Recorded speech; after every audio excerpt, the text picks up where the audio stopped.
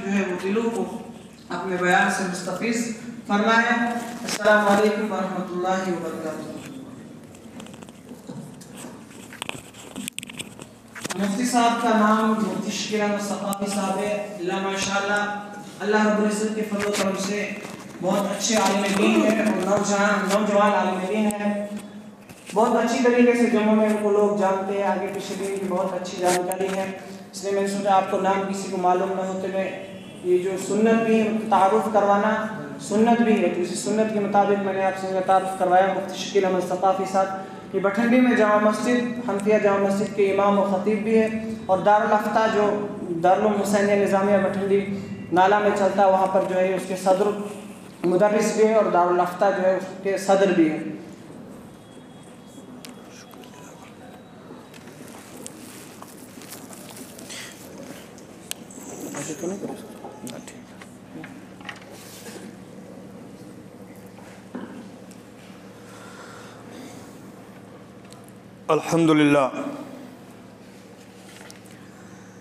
अल्हम्दुलिल्लाहि रब्बिल आलमीन वल आक़िबतु लिल मुत्तक़ीन वस्सलातु वस्सलामु अला सय्यिदिल अंबियाइ वल मुरसलीन व अला आलिहि व अस्हाबिहि अजमाइन। फ़क़द क़ालल्लाहु अज़्ज़ा व जल्ला फ़िल क़ुरआनिल मजीद वल फ़ुरक़ानिल हमीद। अऊज़ु बिल्लाहि मिनश शैतानिर रजीम। बिस्मिल्लाहिर रहमानिर रहीम। इन्नमा वलियुकुमुल्लाहु व रसूलुहु वल्लज़ीना आमनू। सदक़ल्लाहुल अलियुल अज़ीम। व क़ालल्लाहु अज़्ज़ा व जल्ला फ़ी शानि हबीबिही मुख़बिरन व आमिरा। इन्नल्लाह व मलाइकतहु युसल्लूना अलन नबी या अय्युहल्लज़ीना आमनू सल्लु अलैहि व सल्लिमू तस्लीमा। अल्लाहुम्मा सल्लि अला सय्यिदिना व मौलाना मुहम्मदिन व बारिक व सल्लिम। सल्लु अलैहि सलातन व सलामन अलैका या रसूलल्लाह या हबीबल्लाह।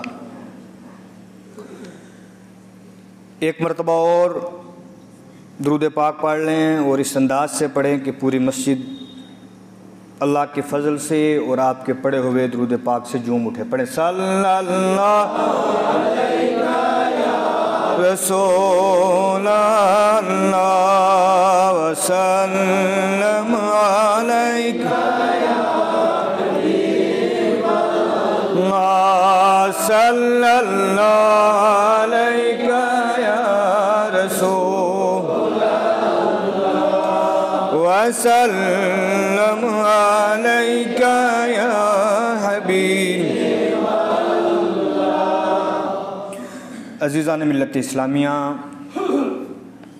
1:25 हो चुके हैं और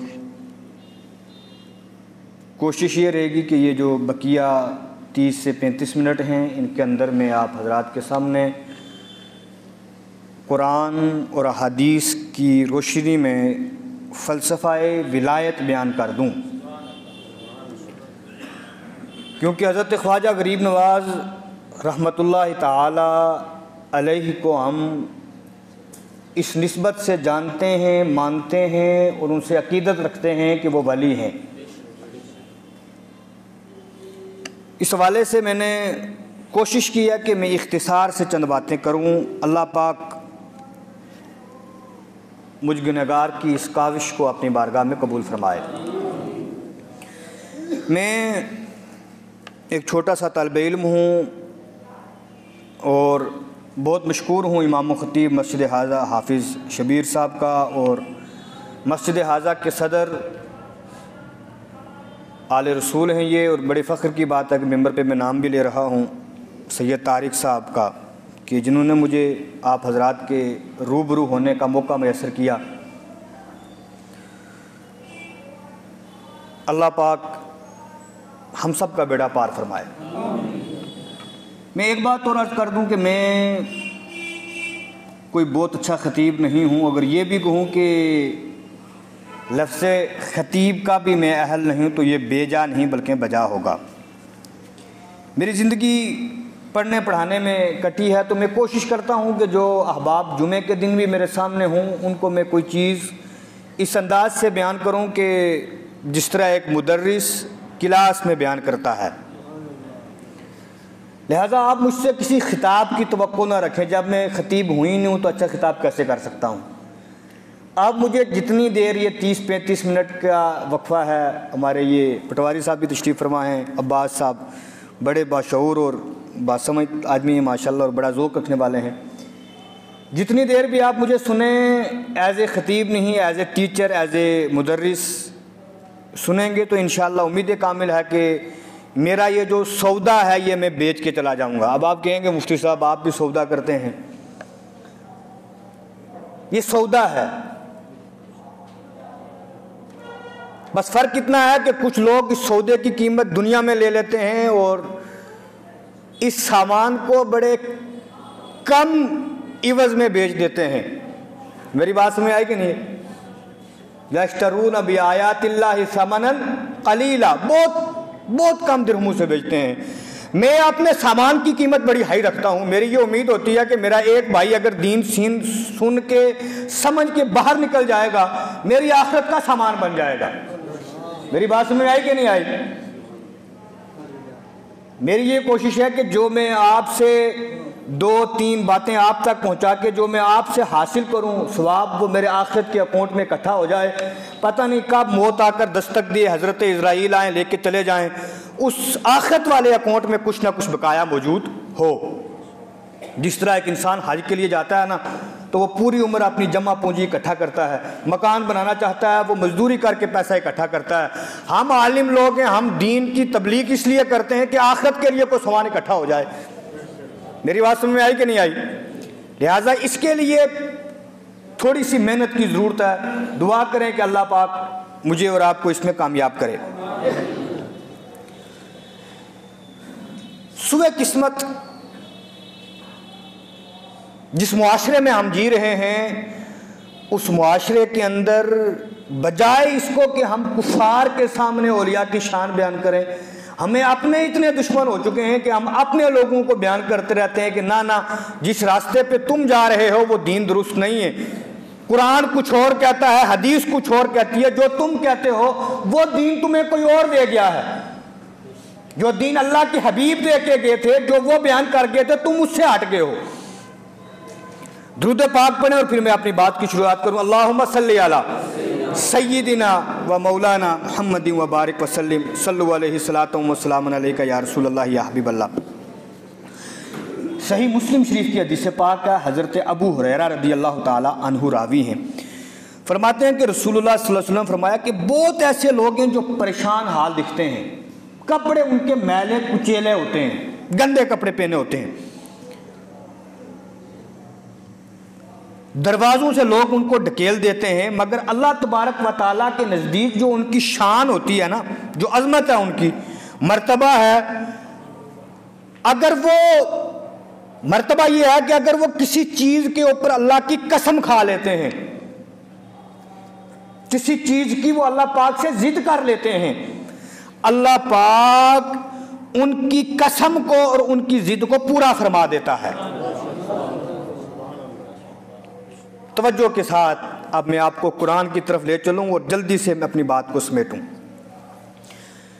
कुछ लोग कहते हैं कि जी वली का मतलब होता है मददगार, मददगार सिर्फ अल्लाह है, लिहाजा किसी और को मददगार मानना नहीं चाहिए। पहला बुनियादी अकीदा ये समझें कि हम वलीयुल्लाह जब बोलते हैं ना, तो एक बात की तरफ वाज़े इशारा हो जाता है, वो ये है कि हम जिसको मददगार मानते हैं, हम ये कहते हैं ये अल्लाह की मदद से मददगार है।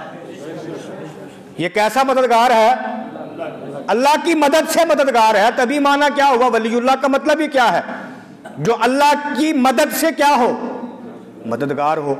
अब कुरान देखें, कुरान कहता है लोगों सुनो, वली 3 किस्म के हैं। कितनी किस्म के हैं? 7 बोलेंगे। कितने वली हैं तुम्हारे? 3। फरमाया इन्नमा वलियुकुमुल्लाह, तुम्हारा पहला मददगार अल्लाह है। कौन है? फरमाया सुनो, खाली इतना ही नहीं, व रसूलुहु, जिस तरह सेम कंडीशन, जिस तरह तुम्हारा मददगार अल्लाह है, इसी तरह कौन है? व रसूलहू, उसका रसूल भी है।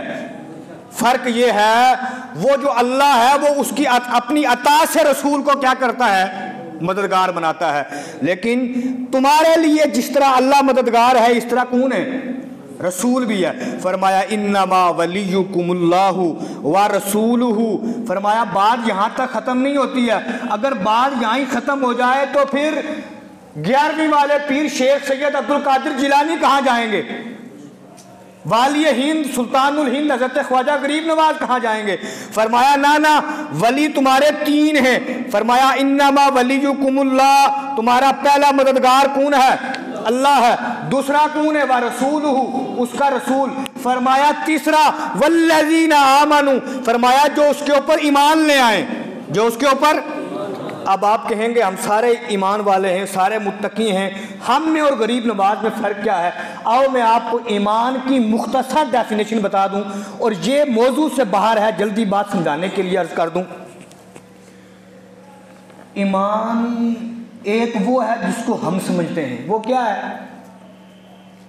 एक नौजवान को देखा, सर से लेके पांव तक देखा, कानों में बालियां थीं, बड़े बड़े बाल हैं, हाथों के ऊपर कड़े पहने हुए हैं, धागे भी बांधे हुए हैं। देख के सोचा यार सलाम करूं कि ना करूं। यार शक्लो सूरत से सर से लेके पांव तक कहीं से मुसलमान लगता। सूरत क्या निकली आके पता करने की कि मुसलमान है या नहीं। पूछा सलाम भाई साहब आपका नाम क्या है। जब नाम बताया तो उसने कहा जनाब मेरा नाम मोहम्मद अकबर है। जब नाम मोहम्मद सुना कहा ये कौन है, मुसलमान है। एक ये है कि मुसलमान के घर में पैदा हुआ, शक्लो सूरत से कहीं से भी मुसलमान लगता नहीं है, नाम पूछने के बाद लगा पता मुसलमान है या नहीं है। अब मुसलमान और मोमिन में थोड़ा फर्क समझ लें। मोमिन ये है जिसको आप बचपन में मस्जिद में आप पढ़ा करते थे, मौलवी साहब आपको नमाज के बाद सबक पढ़ाने के बाद ना लाइन में खड़े होकर पढ़ाते थे, 6 कलमे पढ़ाते थे पहले, फिर पढ़ाते थे आपको सिफत ईमान, ईमान मुजमल, ईमान मुफस्सल। फरमाया आमनतु बिल्लाहि कमा हुआ बि अस्माइहि व सिफातिहि व क़बिलतु जमीअ अहकामिहि इक़रारुन बिल लिसानी व तस्दीक़ुन बिल क़ल्ब। कहा ईमान ये है जब बंदा कहता आमनतु बिल्लाह, मैं अल्लाह पर ईमान लाया। कैसे ईमान लाया, कमा हुआ भी अस्माई, जैसे उसके अस्मा है, वासिफात ही, जैसी उसकी सिफात है। मतलब क्या हुआ, मतलब ये हुआ अल्लाह रज़ाक है। अल्लाह कौन है। असर का वक्त था, मस्जिद में अजान हुई, हय्या अलस सलाह, नमाज की तरफ आ जाओ, हय्या अलल फलाह, कामयाबी की तरफ आओ। जो अल्लाह को रज़ाक मानेगा उसकी दुकान पर 10 गाहक खड़े होंगे, वो बंद करके मस्जिद में आ जाएगा। रीजन क्या है, रीजन ये है कि वो मोमिन है। मोमिन क्यों है, आपने ईमान की डेफिनेशन क्या पढ़ती, आमनतु बिल्लाहि कमा हुआ भी अस्माइहि व सिफातिहि, जैसे उसके आसमा है जैसे उसकी सिफात है। जब उसकी सिफत है रिज्क देने वाला है, जब वो रिज्क देगा तो मस्जिद में दुकान बंद करके चला गया तो भी क्या करेगा। मेरी बात समझ में आई कि नहीं आई। वसिफातिहि, जैसी उसकी सिफत है, उसकी सिफत क्या है, वो आजमाता है। जब्बार भी है, अगर रहीम है तो जब्बार भी है। खाली रहम सुनते रहे है, मैं पढ़ा तेरी नमाजा, तू पढ़े मैंने रोटे। 10 दिन नमाज पढ़ी, 11वें दिन आसमान की तरफ देखा, अभी मुझे आसमान से आवाज आएगी। क्यों आएगी जनाब, जनाब 10 दिन से नमाज पढ़ रहा हूं। सिफत रहीमी के ऊपर उसको यकीन है, लेकिन कभी ये यकीन नहीं कि वो जब्बार भी है। बच्चा था, अल्लाह से मांगा, रहीम है, दे दिया। जिंदगी के 15 बरस निकाले बच्चे ने, 20 बरस निकाले, 25 बरस का कड़ियल जवान हुआ। रब ने इज़राइल को भेजा, रूह कब्ज़ की, रूह कफ्से से प्रवाद हो गई, मर गया, बात खत्म हो गई। जब बच्चा दिया था तो उस टाइम खुश था, जी अल्लाह का शुक्र है बच्चा है, बात खत्म हो गई। लेकिन उस देते वक्त सिफत रहीमी याद आई, लेकिन जब लेके गया सिफत रहीमी याद नहीं आई। क्या कहा, ओहो मैं मर गया, मैं लुट गया, बड़ा जुल्म हो गया। जो मोमिन होगा वो जुल्म नहीं कहेगा, इसलिए कि कुरान कहता है इन्नल्लाह लैसा बिज़ल्लामिन लिल अबीद, अल्लाह पाक अपने बंदे के ऊपर जुल्म। मोमिन की डेफिनेशन ये है, वो ये कहे अल्लाह ने दिया था, अल्लाह ले गया, बात खत्म हो गई, मेरा क्या था, मेरा क्या था। मेरी बात समझ गए आप? मोमिन की क्या सिफत है? वो क्या कहेगा? मेरा क्या था वो ले गया। ये है मोमिन। 57 इस्लामी ममालिक, नेटो फोर्सेस में कोई नाम नहीं, एक मुल्क ऐसा नहीं जहां मुसलमानों की हुकूमत हो। वजह क्या है? सारे मुसलमान हैं, मोमिन कोई नहीं। बातें तल्ख हैं लेकिन हैं हकीकतें।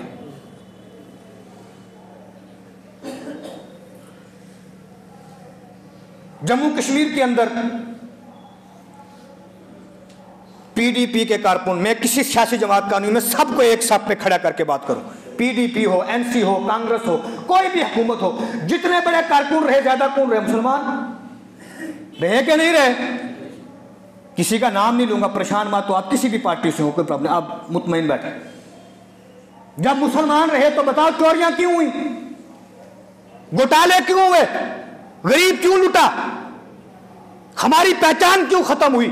पहचान इसलिए खत्म हुई, जितने हमारे लीडर थे मुसलमान के घर में पैदा होने वाले थे, मोमिन नहीं थे।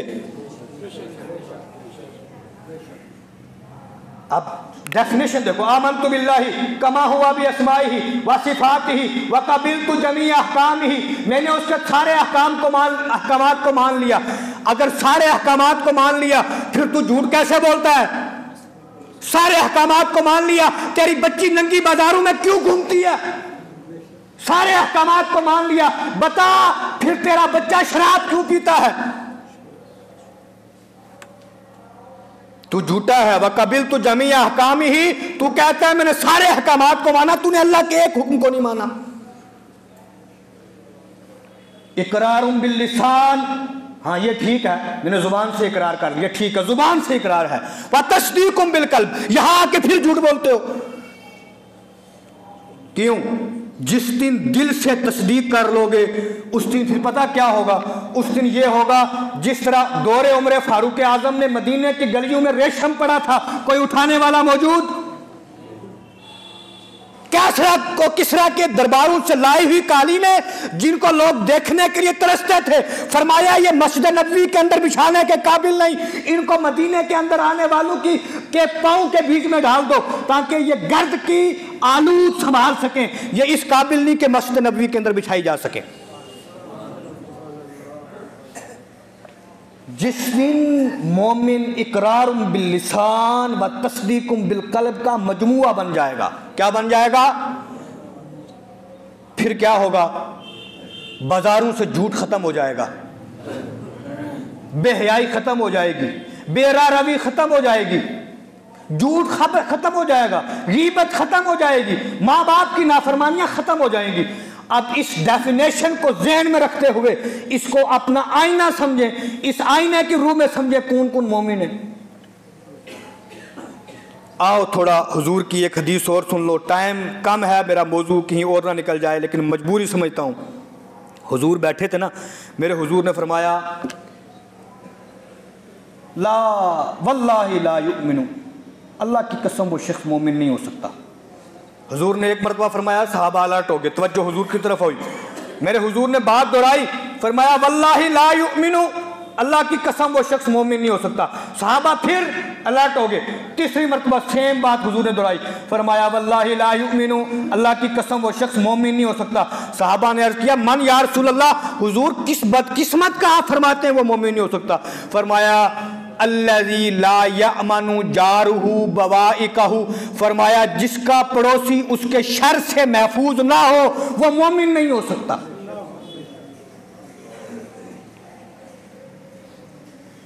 अब इस हदीस की रोशनी में देखो हम कितने पड़ोसियों को तकलीफें देते हैं। हुजूर की दूसरी हदीस सुन लो, जल्दी बात खत्म करो। हुजूर ने फरमाया वल्लाहि ला युमिनु हत्ता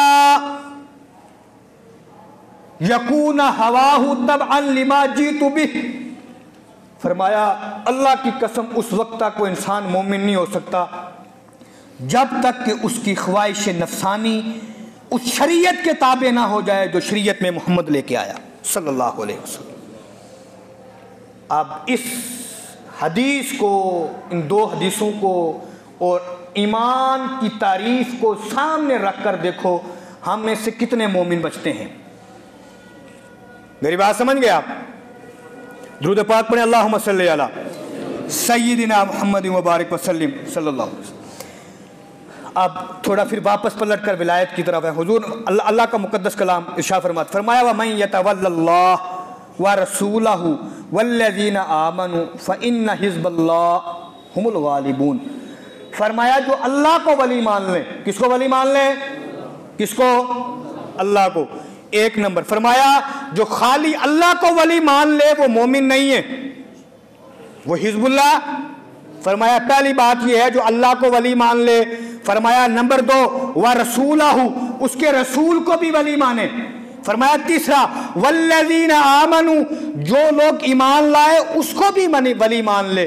फरमाया जो इन तीनों को वली मान ले फिर क्या होगा? फरमाया फ़इन्न हिज़्बल्लाह, ये अल्लाह का गिरोह है, ये अल्लाह का। अब मैं आपको आसानी से एक बात समझाऊं। आज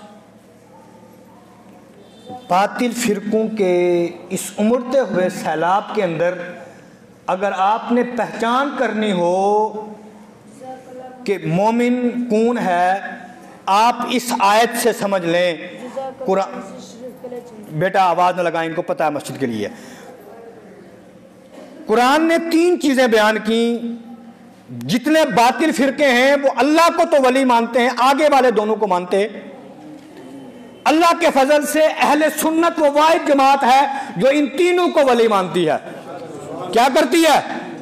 अल्लाह को भी वली मानती है, उसके रसूल को भी मानती है, और जो ईमान लाए उनको भी क्या करती है? वली मानती है। अल्लाह का शुक्र है कि हम कुरान के हिसाब से हिजबुल्लाह कौन है? हिजबुल्लाह कौन है? ये हमारी जमात है, क्योंकि हमारी जमात के अलावा जितने हैं वो कहते हैं अल्लाह के साथ रसूल को मिला लिया तो शिरक हो जाएगा। हम कहते हैं भाई साहब जब अल्लाह के साथ हुजूर को मिलाने से शिरक हो जाएगा तो फिर कुरान तो माज़अल्लाह शिरक से भरा हुआ है। कुरान ने जहां विलायत को अल्लाह के साथ जोड़ा, फरमाया व मन यतवल्लल्लाह, वही किसको साथ जोड़ा? व रसूलहु, किसको जोड़ा साथ में? रसूल को जोड़ा। और हम कहते हैं साथ में ही किसको जोड़ा? हजरत शेख सैयद अब्दुल कादिर जिलानी को भी जोड़ा, वालिय हिंद हजरत ख्वाजा गरीब नवाज को भी जोड़ा। मेरी बात समझ गए कि नहीं समझ गए? हो गई 2 बातें। तीसरी बात की तरफ इशारा करके मैं फिर कुरान की तरफ पलटूंगा। हिंदुस्तान के अंदर अल्लाह पाक का सबसे पहला पैगंबर हजरत आदम अलैहिस्सलाम अल्लाह पाक ने मुल्क हिंदुस्तान में भेजा, मालदीप। हजरत आदम अलैहिस्सलाम आए और सबसे पहले जिस मुल्क में आज़ान हुई वो भी हिंदुस्तान है। हजरत जिब्रील अमीन ने मालदीप के पहाड़ के ऊपर सबसे पहले एक अज़ान दी। एक अरसा गुजर गया, शाम नबियों की ज़मीन बन गया, यमन वलियों की ज़मीन बन गया। हिंदुस्तान के अंदर फ़ौजें आती रहीं, लोग मुसलमानों का दौर दौरा होता रहा। हज़रत सुल्तान महमूद गजनवी के दौर के बाद हालात बिगड़ गए, लोग मुसलमानों के मुखालिफ हो गए। अल्लाह पाक ने वालिय हिंद हज़रत ख्वाजा गरीब नवाज को तलवार के बगैर कलम और मोहब्बत का आसा देकर भेज दिया। जब आए तो 90 लाख को बगैर किसी जुल्म और सितम के कलमा पढ़ा के इस्लाम में दाखिल कर गए। अब ये क्या है, इसको भी कुरान से सुनो। कुरान कहता है या अय्युहल्लज़ीना आमनू मन यर्तदिद मिनकुम अन दीनिही फसौफा यातिल्लाहु बिकौमिन युहिब्बुहुम व युहिब्बूनहु। फरमाया ए ईमान वालो, ए ईमान, मन यर्तदिद मिनकुम अन दीनिही, तुम में से जब लोग अपने दीन से फिरने हो जाएंगे। कहाँ के हालात को बयान किया? जहाँ जहाँ लोग बदले, लेकिन मुल्क हिंदुस्तान के अंदर सेम कंडीशन।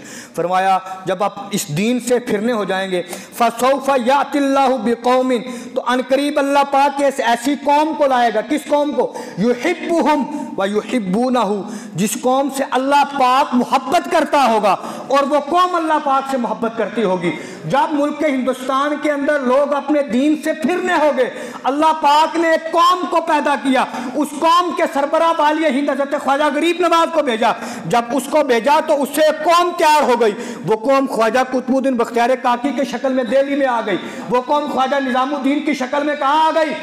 दिल्ली में आ गई। वो कौम साबिर पाक कलियरी की शक्ल में कलियर में आ गई। अल्लाह पाक ने उस कौम को भेजकर फिर से इस्लाम का बोलबाला कर दिया और 90 लाख को कलमा पढ़ाकर फिर से क्या कर दिया? दामने इस्लाम से वाबस्ता कर दिया। अब वक्त कम है, जल्दी से मैं दुरूद पाक पढ़ के आपको एक मौजू की तरफ फिरूं। अल्लाहुम्मा सल्ली अला। मेरे हुजूर ने एक दिन दामने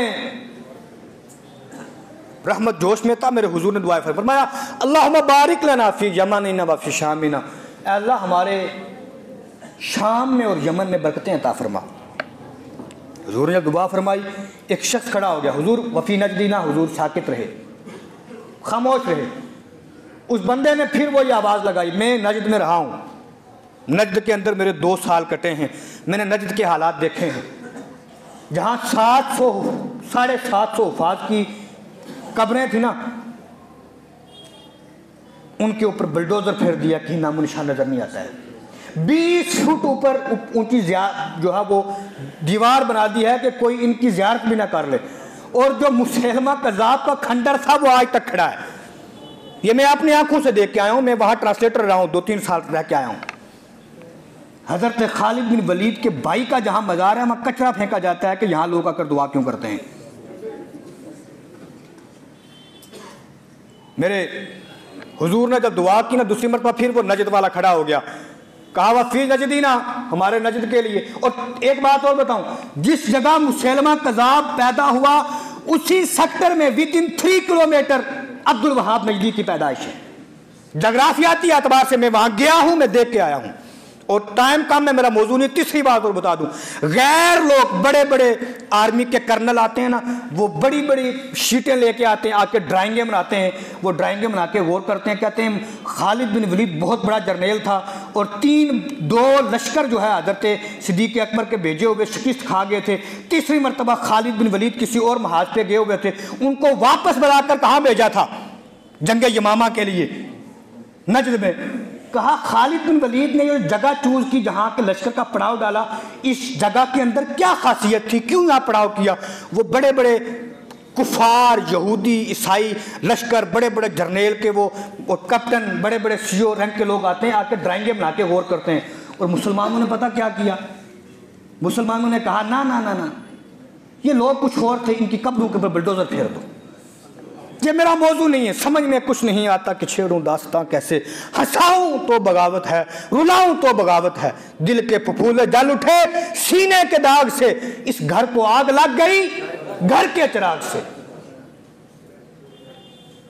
मैं इस टॉपिक पे बात नहीं करना चाहता। उसने कहा वफी नजदीना, या रसूलल्लाह हमारे नजद के लिए दुआ कर दे। मेरे हुजूर खामोश रहे। दूसरी मरतबा फिर चुप, तीसरी मरतबा फिर कहा वफी नजदीना या रसूलल्लाह, हुजूर हमारे नजद के दुआ फरमाए। मेरे हुजूर ने फरमाया शाम अंबिया की जमीन है, 70,000 नबी शाम में थे, हजरत इब्राहिम शाम की पैदाइश है, अजिल्ला साहबा शाम में पैदा हुए। फरमाया यमन औलिया की सरजमीन है।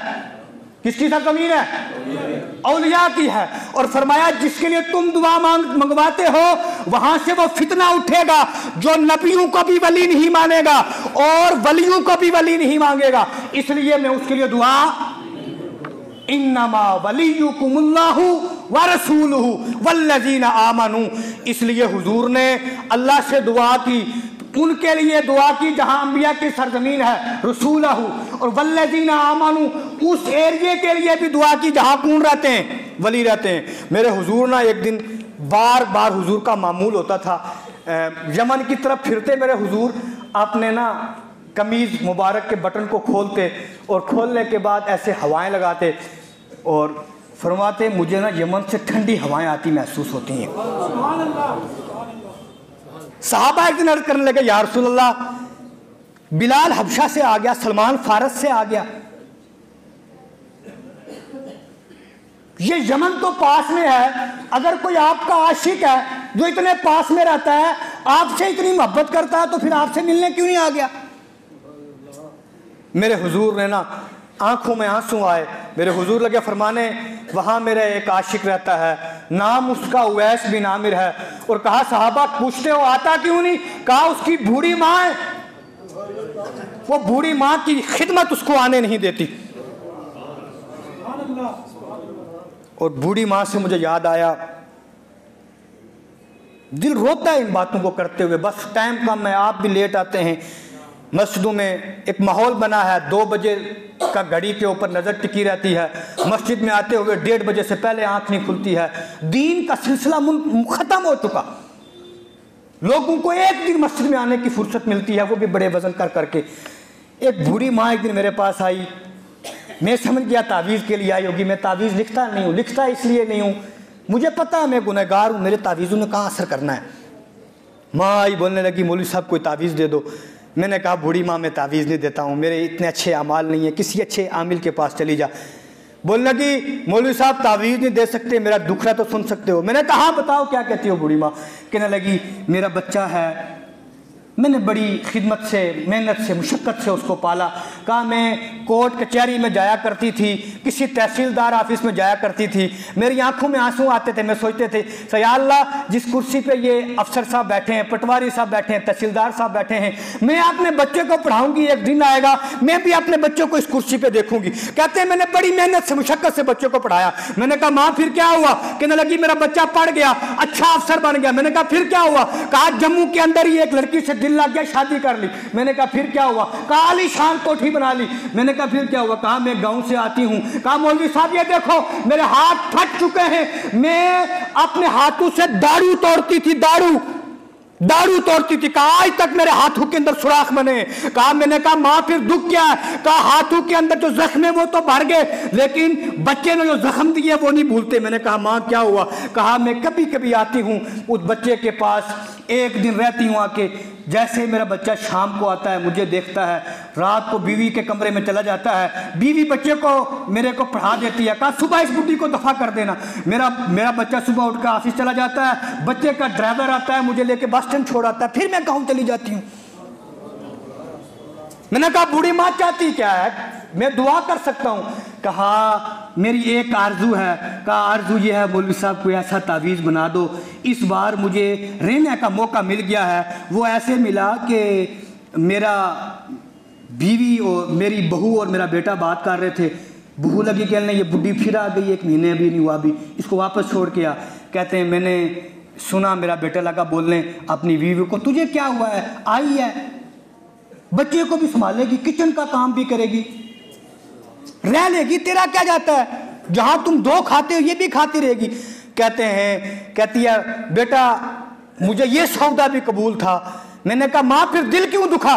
कहा दिल इसलिए दुखा, दिन भर बर्तन धोती हूँ, रात को कमरे के अंदर टेक लगा के बैठ जाती हूँ, मेरा बच्चा आएगा, वो जिस ड्रेस को पहनाने के लिए मैंने कांटे तोड़े, मैंने लोगों के घर के बर्तन साफ किए, जिस पैंट कोट को उसके जिस्म पे देखने के लिए मैंने अपनी जिंदगी को दांव पे लगाया, अमीरों के घर के ताने बर्दाश्त किए, लोगों की बुरी नजरें बर्दाश्त की। कहा मैं चाहती ये हूं जब वो शाम को आए, आते हुए 2 मिनट मुझे अपनी झलक दिखा दिया करे, सुबह जब जाने लगे जाते टाइम झलक दिखा दिया करे, ऐसा तावीज दे दो मुझे।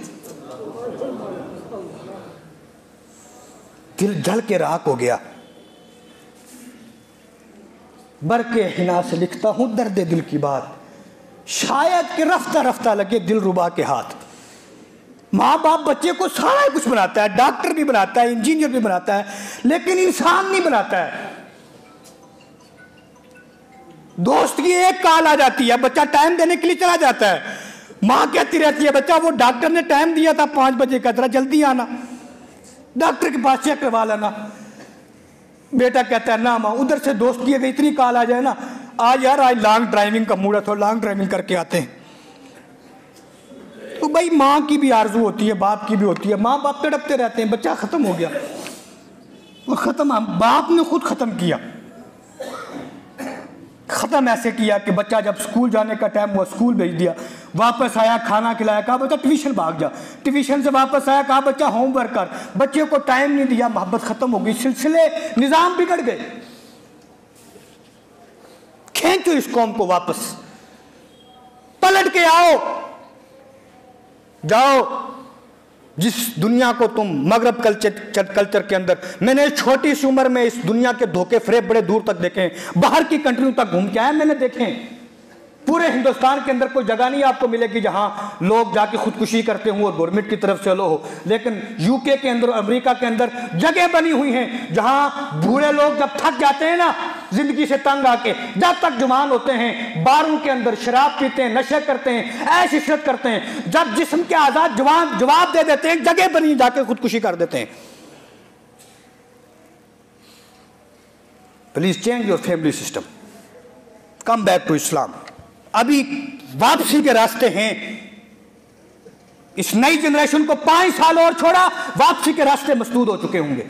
रूद पाक पढ़े, अल्लाहुम्मा सल्ली अला सय्यदना मुहम्मद व बारिक वसल्लिम सल्लल्लाहु अलैहि वसल्लम या रसूलल्लाह या हबीब अल्लाह। टाइम इंतखा की तरफ जा रहा, मैं मुख्तसर अर्ज करूँ। लोग औलिया के बारे में बड़े दूर निकल जाते हैं। आओ पलट के कुरान की तरफ, सूरह कहफ।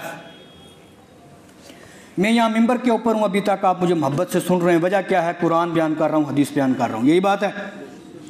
अगर मैं अपने घर की बात शुरू कर लूँ, मेरा बच्चा है वो चलता है ऐसे है, उठता है ऐसे है, बैठता है, आप बर्दाश्त करेंगे जी? करेंगे बर्दाश्त? फिर अगर थोड़ा एक कदम आगे जाऊँ, मैं बोलूँ मेरी घर पे गाय है, दुम ऐसे हिलाती है, बैठती ऐसे है, उठती ऐसे है, बर्दाश्त करेंगे? और खुदा ना करे मैं अगर कुत्ते की बात लगा लूँ, मेरा कुत्ता है एक, चलता है ऐसे है, बैठता है ऐसे है, दुम ऐसे हिलाता है, बताओ फिर मेरे गिरबान तक आप पहुँचेंगे कि नहीं पहुँचेंगे? लेकिन आओ कुरान की तरफ। कुरान कहता है वकल्बुहुम बासितुन ज़िराइही बिल वसीद। अल्लाह पाक ना कुरान में कुत्ते के नखरे बयान करता है। क्या करता है? कुत्ते के, जोर से बोलो, क्या करता है? नखरे बयान करता है। नखरे पता क्या होते हैं? नखरे की आसान डेफिनेशन ये बताऊं, किसी लड़के ने शादी की, 6 महीने के बाद सऊदी चला गया, बाहर काम करने चला गया, पीछे से अल्लाह पाक ने औलाद दी, वो बीवी को फ़ोन करके पूछता मेरा बच्चा हंसता कैसे है, बोलता कैसे है, वो बीवी जो बताती है ना, आज चल रहा था ऐसे, चल रहा था, हाथ से ऐसे रहा था, ये नखरे होते हैं। ये क्या होता है? अल्लाह पाक कुरान में कुत्ते के नखरे बयान करते हैं। आप मेरी गाय की बात नहीं सुन सकते, मेरे बच्चे की नहीं सुन सकते। कुरान कहता है और उनका कुत्ता है गार की कलाई के ऊपर, गार के दहाने के ऊपर कलाइयाँ बिछा के बैठा है। मैंने कहा अल्लाह के मुकद्दस कलाम, ये है कुत्ता है, अगर ये गीला हो, जिस्म को छू जाए, कपड़े नापाक हो जाते हैं, ये नजस है, मस्जिद में आ जाए, मस्जिद धोनी पड़ती है। या अल्लाह तूने कुरान में इसको बयान कर दिया। कुरान कहता है पलट के देख ये कुत्ता है कौन सा है। 3 वली थे ना अल्लाह के, कुरान ने मुतअद्दिद इसकी तादाद बयान की है, 3, 4, 5। वो बादशाह के जुल्म से परेशान होकर ना किसी गार का रुख किया, जब जाने लगे तो पीछे से कुत्ता आ गया। जब कुत्ता आया ना पीछे से, तो एक वली ने दूसरे से कहा ये कुत्ता पीछे आ रहा है, इसको मारो, भगा दो। वली ने पत्थर उठाया, कुत्ते को मारा, कुत्ता 2 कदम पीछे गया, फिर मुड़ के आगे आ गया। इमाम कुर्तबी के अल्फाज बयान कर रहा हूँ मैं। और खाजिन को उठा के देखें, मदारी को तंजील को उठा के देखें, हाशिया कशाफ को उठा के देखें, सब में सेम चीज़ें मिलेंगी, मजमून आगे पीछे होगा। कहते हैं वली ने जब मारा कुत्ते को, कुत्ते की नेचर में है 2 कदम पीछे जाता है, फिर मुड़ के वापस पलटता है, फिर वापस पलटा, फिर वली ने पत्थर उठाया, फिर मारा, कुत्ता फिर पीछे गया, फिर वापस आया। तीसरी मरतबा जब वलियों ने मारा ना, इमाम कुर्तबी कहते हैं कुत्ते ने आगे के दोनों टांगों को हाथ बना लिया। क्या कर लिया? और हाथ उठा के अल्लाह की बारगाह में दुआ की, पीछे वाले पांव के ऊपर खड़ा हो गया, ऐसे हाथ उठा के दुआ की, अल्लाहुम्मा आतिनी लिसान, या अल्लाह मुझे कुव्वत गोयाई बख्श दे। कहा लिया तकल्लम माहुम, ताकि मैं इन तेरे दोस्तों से बात करूं। बात क्या करनी है? अल्लाह पाक ने दुआ को कबूल किया। कुत्ते को जब तीसरी मरतबा मारा ना, कुत्ता पीछे वाले पांव पे खड़ा हो गया, खड़े होकर सवाल किया, कहा लिमा तजरिबूनी, यार मैं तुमसे मोहब्बत करता हूं, तुम्हारा पीछे पीछे आता हूं, मैं चाहता हूं कि तुम्हारी संगत इख्तियार करूं, तुम बड़े अजीब हो, मुझे मारते हो। लिमा तजरिबूनी, मुझे मारते क्यों हो? आगे से वलियों ने जवाब दिया, कहा तू कुत्ता है, तेरी फितरत में भौंकना है, जब तू भौंकेगा बादशाह को हमारे ठिकाने की खबर हो जाएगी, वो आके हमें कत्ल कर देगा। आगे से जो कुत्ते ने जवाब दिए ना, वो जवाब इतना प्यारा था कि अल्लाह पाक ने फिर कुरान में कुत्ते के नखरे बयान किए। कुत्ते का जवाब ये था, इन्नी लकल्बुन, बेशक मैं जरूर कुत्ता हूं, लेकिन कोई आम कुत्ता नहीं, वलाकिन ला उहिब्बुल औलिया व सालिहीन, लेकिन वलियों और सालिहीन से मोहब्बत करने वाला कुत्ता हूं। कुत्ता तो हूं, लेकिन कौन सा कुत्ता हूं? आम कुत्ता? अल्लाह पाक वलियों ने कहा अच्छा ये बात है, अगर मोहब्बत करने वाला है फिर साथ आ जा। जब आके साथ गार के ऊपर बैठ गया ना, जब गार के दहाने पर बैठा, अल्लाह पाक को इतना पसंद आया कि ये मेरे दोस्तों से मोहब्बत करता है। अल्लाह पाक ने फिर उसके नखरे कुरान में बयान किए, फरमाया वकल्बुहुम बासितु ज़िराइही बिल वसीद। थोड़ा सा और पीछे चले, 5 मिनट और जी, 5 आखिरी बात। तकदीर अल्लाह का अटल फैसला है।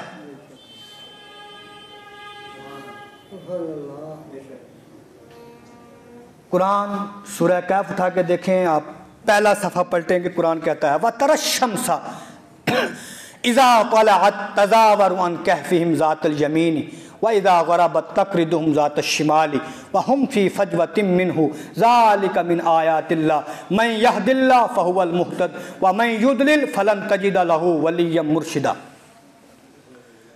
सूरज चढ़ता है, उतरता है। ये चढ़ना उतरना एक मुस्तकिल और मुतअय्यन रास्ते से है, और ये अल्लाह की तकदीर है। आप उठाओ सूरह यासीन, कुरान व शम्सु तजरी लिमुस्तक़र्रिन लहा ज़ालिका तक़दीरुल अज़ीज़िल अलीम। व शम्सु, और सूरज, तजरी, उतरता है और चढ़ता है, लिमुस्तक़र्रिन लहा, अपने तयशुदा रास्ते से। सूरज का तयशुदा रास्ते से चढ़ना और उतरना, ये क्या है? कुरान कहता है ज़ालिका तक़दीरुल अज़ीज़िल अलीम, ये अल्लाह वहदहु ला शरीक की क्या है? तकदीर है। ये बात समझ में आ गई आपको? सूरज का एक मुतय्यन रास्ते से चढ़ना और उतरना क्या है? जोर से बोलो, क्या है? अल्लाह की क्या तकदीर है? मुतय्यन रास्ते से चढ़ना। और अब देखो, अल्लाह के वली जब उस गार के अंदर गए तो 309 साल तक, हाँ वे नहीं, 309 साल तक उस गार के अंदर क्या हो गए? सोए रहे। जब वली गार के अंदर सोए ना, तो गार खुली थी। जब सूरज चढ़ता तो भी वलियों को तकलीफ होती, सूरज की रोशनी पड़ती। जब सूरज उतरता तो भी रोशनी पड़ती, वलियों की नींद खराब होती। जब चढ़ते भी तकलीफ होती, उतरते भी तकलीफ होती। अल्लाह पाक ने किया क्या? सूरज से कहा सूरज ठीक है, तेरा उतरना चढ़ना मेरी तकदीर है, लेकिन जब तक ये मेरे वली इस गार के अंदर आराम कर रहे तो चढ़ने के रास्ते भी बदल दे, उतरने के भी बदल दे। फरमाया व तरशमसा इज़ा तलअत तज़ावरु अन कहफ़िहिम ज़ातल यमीन। ऐ नबी आप देखते हैं, कब देखते हैं? अपनी पैदाइश से 1300 साल पहले। कितना पहले? लोग कहते हैं नबी को दीवार के पीछे की खबर नहीं। कुरान कहता है नबी बनी इसराइल का वाक़या है। बनी इसराइल हुजूर की पैदाइश से कितना पहले थे? जोर से बोलो, 1300 साल पहले। कुरान कहता है व तरशमसा, ऐ नबी आप अपनी पैदाइश से 1300 साल पहले क्या कर रहे थे? जोर से बोलो, देख रहे थे। क्या देखते थे? अशमसा, किसको? सूरज को। क्या देखते थे? जब सूरज तुलू होता, तज़ावरु अन कहफ़िहिम ज़ातल यमीनी, उनकी गार के पास पहुंचता, दाएं जानिब हो जाता। कहाँ हो जाता? रास्ते को बदल कर कहाँ हो जाता? दाएं जानिब हो जाता। इज़ा ग़रबत, जब सूरज क्या होता? गुरूब होता। तक़रिदुहुम ज़ातश शिमाली, उतरते वक्त रास्ते को क्या कर लेता? बाएं तरफ कर लेता। मैंने कहा या अल्लाह, ये सूरज का चढ़ना उतरना तेरी तकदीर है, तेरी क्या है? और जो लोग साइंस पढ़ते हैं और बैठे हुए हैं, हम लोग इल्म तौक़ीद पढ़ते हैं। इल्म तौक़ीद कहते हैं जिसके ज़रिए हम ये मिकातुस सलात, नमाज के वक्त निकालते हैं, और ये बड़ा सख्त इल्म है। इसको निकालते कैसे हैं? एक खुले मैदान में जाके ग्राउंड के अंदर एक सर्कल बनाते हैं, बिल्कुल गोल, उसके बीचों बीच एक लाइन खींचते हैं, उसके बीच में 90 डिग्री का जाविया बनाते हैं, फिर इधर देखते हैं 120 की तरफ आता है साया, या इधर आता है किसकी तरफ, 80 की तरफ। समझ के पढ़े लिखे लोग आसानी समझेंगे। ये है 90 डिग्री का सीधा जाविया, इधर आता रहेगा किसकी तरफ, 80 की तरफ, इधर कहां जाएगा, 120 की तरफ। यही बात है जैसा उस 90 डिग्री के जाविये के ऊपर जब सूरज पड़ता है, फिर हम देखते हैं साया अव्वल साया सानी। होता क्या है, सूरज अगर एक सुई के नाके के बराबर भी अपने रास्ते को दाएं से बाएं कर ले, लाखों मुरब्बा मील तक ना रात होती है ना सुबह होती है। मैंने कहा या अल्लाह तेरे वली थे, तेरे दोस्त थे, तूने इनको उठा के गार के अंदर कर देना था जहां धूप नहीं जाती थी। मौला तूने ये क्या किया, जब तूने रास्ते को बदल दिया, लाखों मुरब्बा मील के ऊपर लोग रात से महरूम हो गए, लाखों मुरब्बा मील के ऊपर लोग किससे महरूम हो गए, सुबह के ऊपर महरूम हो गए। मैंने कहा या अल्लाह तूने ऐसा क्यों किया, तूने अपनी तकदीर को वलियों की नींद के ऊपर क्या कर दिया, कुर्बान कर दिया। मौला मसला क्या है, कुरान ने जवाब दिया, फरमाया ज़ालिका मिन आयातिल्लाह, जो रास्ते बदलने हैं ये क्या है, अल्लाह की निशानी है। ये क्या है, या अल्लाह निशानी क्यों है, कहा निशानी इसलिए है ताकि लोग समझ जाएं, और लोगों अगर कोई वलियों से मांगे वो तो देता ही देता है, वली से ना मांगा जाए। वली अगर खाली सोया हो, वली क्या करता हो, सोया हो, अल्लाह पाक बिना मांगे वली के नींद के ऊपर सूरज के चढ़ने उतरने को और इस तकदीर को अल्लाह पाक वली की नींद के ऊपर कुर्बान कर देता है। मैंने कहा या अल्लाह ये निशानी क्यों है, ये निशानी क्यों है। या अल्लाह लोग मुसलमान हो गए काफी है, या अल्लाह लोग तुझे मानते हैं काफी है, या अल्लाह तेरे रसूल को रसूल मानते हैं इनफ काफी है। कहा ना मैं यहदिल्लाह फहुवल मुहतद, जो इस निशानी को देखकर, किस निशानी को, अल्लाह के वली की अजमत को देखकर, अजमत क्या है कि वली सोया भी हो, अल्लाह पाक वली की नींद के ऊपर अपनी तकदीर को कुर्बान कर देता है। फरमाया जो इस निशानी को देखकर क्या करे, मैं यहदिल्लाह, जो इस निशानी को देखकर हिदायत पा जाए, क्या कर जाए, फहुवल मुहतद, तो वो क्या है, हिदायत याफ्ता है। मैंने कहा फिर गुमराह कौन है, समझो, किसी को छेड़ नहीं रहा, कुरान का तर्जमा कर रहा हूं, नो तफसीर, नो हदीस, नो रेफरेंस, ओनली कुरान, सूरह कहफ। मैंने कहा फिर गुमराह कौन है, फरमाया व मैं युदलिल, जिसको अल्लाह पाक भटकाना चाहे, गुमराह करना चाहे, और जिसको अल्लाह पाक सिराते मुस्तकीम से फेरना चाहे। मैंने कहा क्या करता है, फलम तजिदा लहू वलिय्यम मुर्शिदा, अल्लाह पाक उसके हाथ से पीरे कामिल का दामन छीन लेता है। फलन तजिद लहू वलिय्यम मुर्शिदा, अल्लाह पाक हमें वली कामल के दामन में रखे। वक्त पूरा हो गया, वरना एक दो हदीसें में और सुनाता। 2:07 हो गए, यहाँ ऑफिस वाले लोग भी आते हैं, काम काज वाले लोग भी आते हैं, मुनासिब नहीं है आगे कोई बात करना। अल्लाह पाक हमारे इस चंद लम्हे की, और मैंने आज ये 7 मिनट भी इसलिए एक्स्ट्रा लिए ताकि बाकी वाले दिनों में और आज के दिन में कोई फ़र्क महसूस हो। बाकी वाले जुमे तो जुमे थे, लेकिन आज के जुमे की ख़ास बात यह है कि 6 रजब भी है, और आज के दिन उस शख्स का योम विसाल है जिसके सदके से 90 लाख लोग दाम में इस्लाम से वाबस्ता हुए, जिसके सदके से हम और आप इस मस्जिद में इकट्ठा हैं और हालत ईमान में इकट्ठा हैं। ये सदका है उस ज़ात का। इस सबब से मैंने सोचा कि आज के जुमे में थोड़ा तूल भी हो, बाहर निकल के बात चले आज नमाज क्यों लेट हो गई। फिर जवाब ये आया कि ख्वाजा गरीब नवाज का उर्स था। अल्लाह पाक सुनने सुनाने के मुताबिक अमल की तौफीक अता फरमाए।